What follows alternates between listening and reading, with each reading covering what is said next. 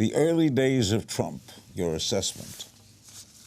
First of all, doesn't it still sound stunning to say that out loud?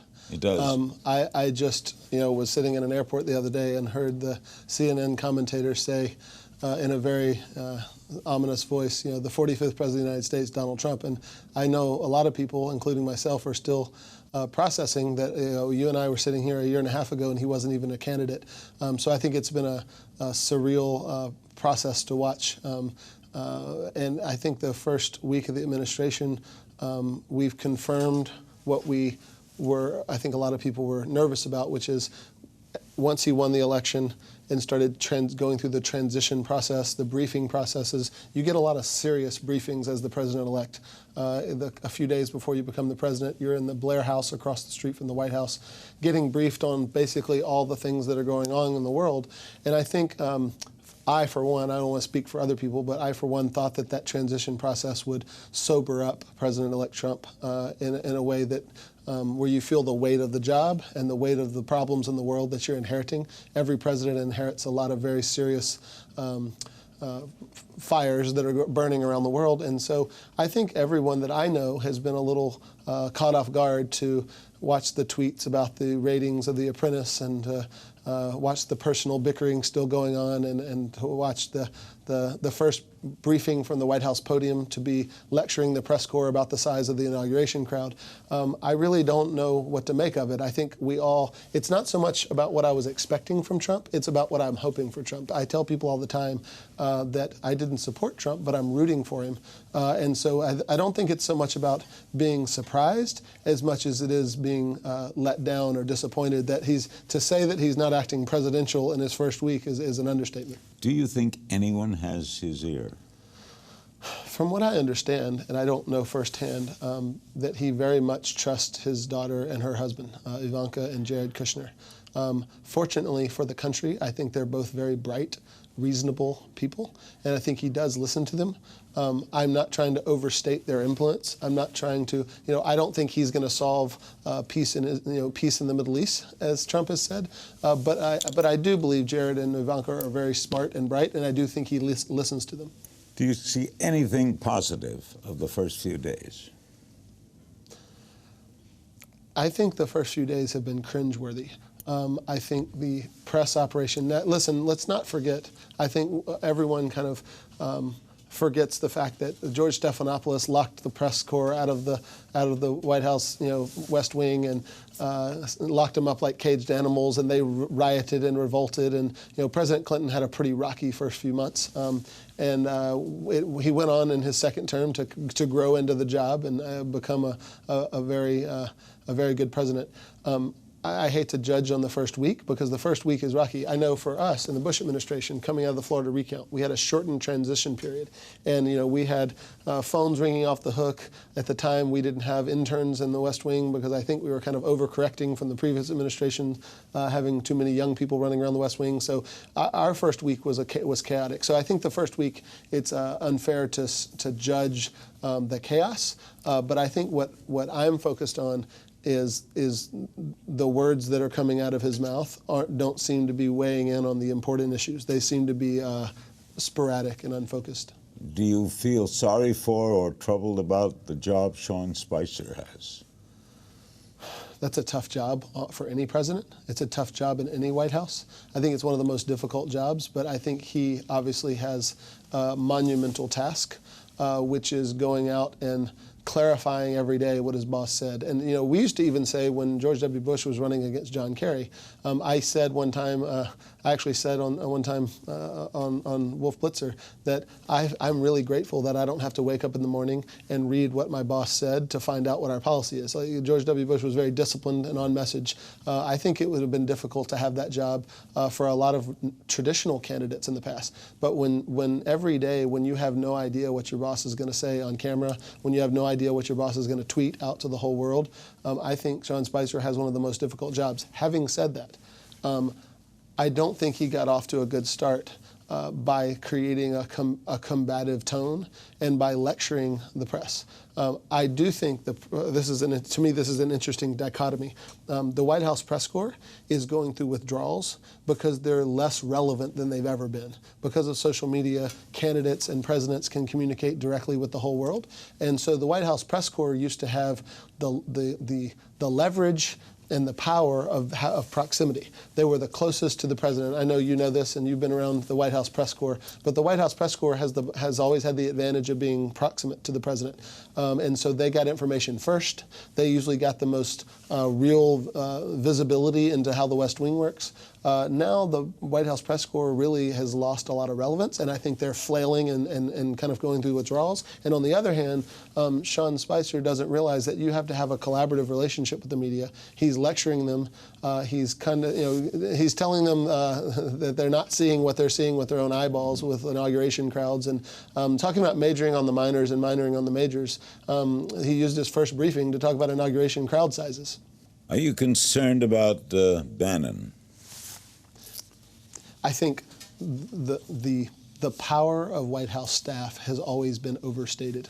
Really? I think the Karl Roves and the advisors of past administrations, they obviously it benefits them to portray themselves as more influential and powerful with each president than they are. Now, I'm not saying that they're not important. Every staff person has a role to play on the team, and anyone will tell you that it's better to have a genius political advisor than someone who doesn't know politics. But I will say the power and influence of staff is always, in my opinion, been overstated. At the end of the day, they're staff.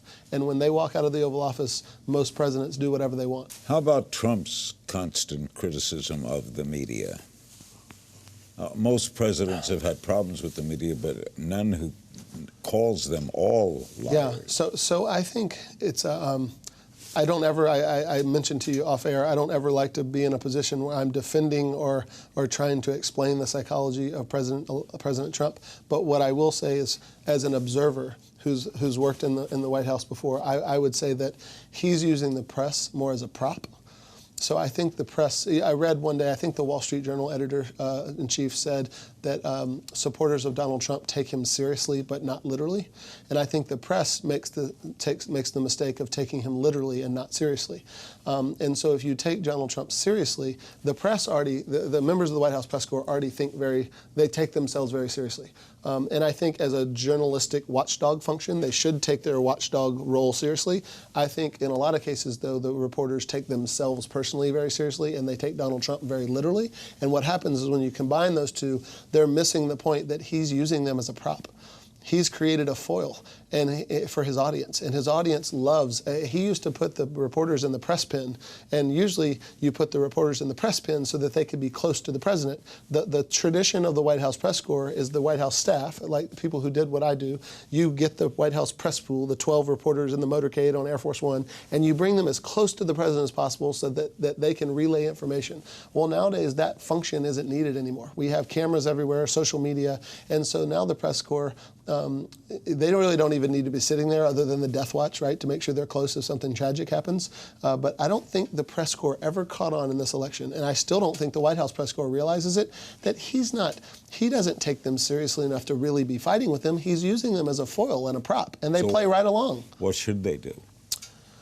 I think they should not react to everything. Just like Donald Trump reacts to every single thing a reporter tweets, which is obviously not very presidential, I think the press corps, not that they want my advice, but I think the press corps should stop reacting to every single thing Donald Trump says because they're playing right into his hand. There's something that people say they kind of like is his tweeting, in that here's the President of the United States. It may not be presidential, but he's talking to me. So let me tell you a brief story that I've never talked about publicly before, and I don't think the person I'm going to mention would mind. But when we walked into the West Wing, lots of tension in the air. Many reporters in the White House press corps told me that the country was never going to heal after the Florida recount, that our country was, George W. Bush lost the popular vote. There was a lot of tension, right? And the first week, I sent out a statement by the president, and I hit send, and I sent it to all 3,000 or however many people are in the Washington Bureau of the Press Corps, right? And Ron Fournier, who at the time was the senior reporter of the Associated Press, one of the most respected people in the press corps, I think one of the best journalists in America, but he lost his temper a little bit, and he came over, and the reporters, as you know, can walk into the West Wing, and he walked in and leaned over my desk and said, "You do not send out electronic statements from the president, because the AP is closest to the press office and gets every statement. You put them in paper in that bin on the wall, because AP gets the statements first. And then once we write our wire, everyone else writes theirs." And he lectured me that the White House would never use electronic email, that the White House would always, and this is in the year 2001, that the White House would never use electronic email, and that there was a reason why statements went out on paper is because the reporters should get it in order of seniority. Well, that sounds comical now. That sounds laughable. But I think what you're seeing right now is the White House is going through the same transition the rest of the country's going through, where 10 or 15 years ago, no one's on social media. Now that's the way everyone communicates. So I don't think the problem is that the president-elect is tweeting. Or that he's using social media. I think we're just at the beginning of a transition technologically. I think the problem is that he's tweeting about things that have nothing to do with President of the United States, whether it's crowd sizes or The Apprentice, or that he thinks someone is ugly, or whatever it is. I think so. I don't think the mode of communication is the issue. I think the media is reacting negatively sometimes because they're getting bypassed, and the White House press corps is becoming less relevant. But the problem isn't that he's using a new technology tool. It's how he's using it. So there must be someone there saying, this doesn't work. I haven't been briefed recently. It's been a long time since I was in the Oval Office. But I will say this, I do remember when I was there that the president carrying a cell phone was a security issue, because it's traceable, it's hackable. If someone wanted to do harm to the hard package, the secure package of where the president is, you didn't want the president carrying a traceable technology item. Clearly that view has evolved, because I know President Obama insisted on carrying a BlackBerry, and so I'm sure they modified it in some way. I'm sure that there were technological steps taken to protect the president, because the Secret Service's job is not to protect the president, it's to protect the office of the presidency and to ensure continuity of power. So I know that they're putting thought into that, but to say that for the president to be able, presidents can move financial markets, presidents can cause international crises by every word that they speak. So to have a president be able to tweet something out without it being vetted, and I don't mean that he has to ask permission, but I think it would be wise to get your lawyers, your national security advisor, to get people's input before words go out, because presidents' words carry a lot of weight. Obama tweeted, but it was the White House tweet. It was a White House tweet, and I believe Obama had a team of people that vetted his statements. And so if you're going to say something that can move financial markets, if you're going to criticize companies using the bully pulpit to criticize General Motors or Ford Motor Company, you're saying things that can move the whole financial market. You're saying things, in fact, criticizing the intelligence community. I want to talk about that for a second. So I think most of what people are hyperventilating about on cable news is really just a bunch of noise. I think there's a few things, though, that Donald Trump has done, that President Trump has done, that are actually concerning to me. One is which, calling our intelligence community political, calling them Nazis. I would say this about the intelligence community. They have their limitations, but they don't have an agenda. They've had moments of incompetency, but they have never been partisan.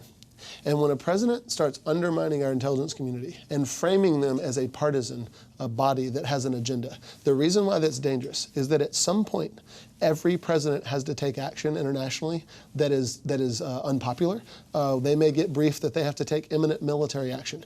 And the first thing you have to do is you have to call foreign leaders and ask them to fly over their airspace. You have to call people to ask them to park our boats in their waters. You have to ask people to pay to clean up the mess we make when we go in and bomb somewhere, right? And guess what? The thing that we cite is we cite our intelligence, because it's unimpeachable.